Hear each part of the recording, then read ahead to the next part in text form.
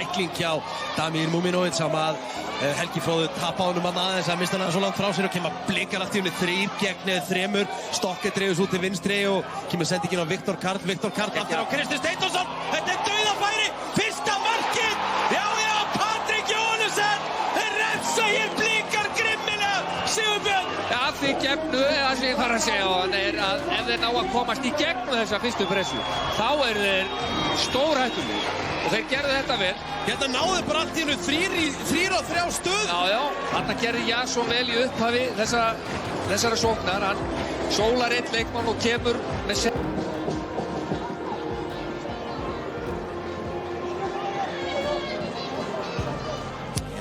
Höskuldur Gunnlaugsson, Höskuldur ekki rangstæður. Höskuldur með sendingunum að tegna til dauðafæri. 2-0 fyrir Blikum. Þeir refsa hér grimmilega aftur og nánast eins og þrjum af heiðskíru lofti.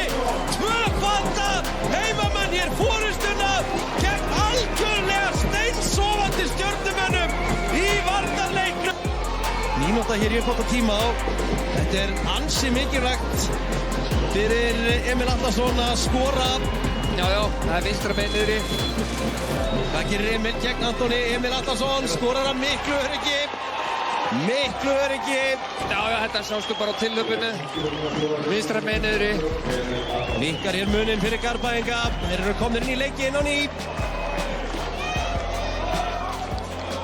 3 mörk komin í Kópavoginn eins og við var að búast.